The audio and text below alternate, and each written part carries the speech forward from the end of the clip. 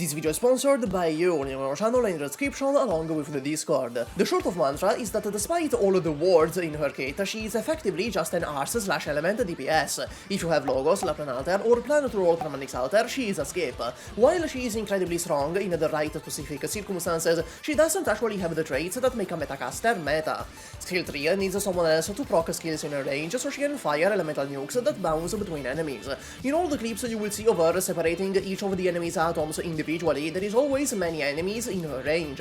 The damage comes from the elemental shots bouncing between them. Against a single target, her damage falls off a lot. Mantra has a limit of 3 elemental pinballs per skill activation. This means that one of her best companions in most situations is actually Bagpipe skill 2. Bagpipe will instantly consume all external skill activations and cause Mantra to immediately nuke everything in front of her. For single target, Tragodia skill 3 is actually the best option. You will notice the main issue with Mantra immediately. She wastes a lot of her skill 3, it lasts way too long. 40 seconds is way too damn much. Using Bagpipe she has like 38 seconds where her skill is not really doing anything, and using Tragodia skill 3 they are desynced, as they have the same SP cost but Mantra's skill lasts 10 seconds longer. Skill 2 and 1 are nothing special, but still pretty good. She deals solid arts and element damage without having the issues skill 3 has. Again though, she's just a DPS and not much more. If you have another good arts DPS, she's not worth the rolls, especially considering Pramanix alter is on the horizon. Vetochki is like top 3 cutest operators in the game, but unfortunately that does not translate into a strong kit.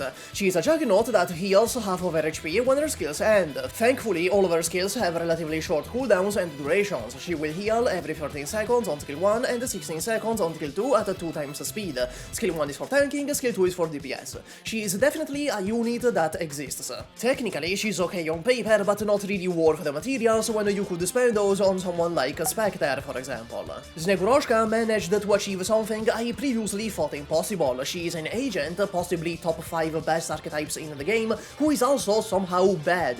Her DP generation is poor, just like her. On skill 1, with an SP cost of 7 plus the attack she needs to perform to produce DP, she makes 0.45 DP a second while dealing very little damage. This is lower than both Puzzle and Myrtle. Skill 2 has her attack 14 times during the duration, translating to 0.45 DP a second. Again, the damage is really poor, and keep in mind, for these numbers she needs to not get hit while not having any sort of invisibility effect like in S, otherwise they're even lower at 0.39 DP a second and 0.43 DP a second respectively.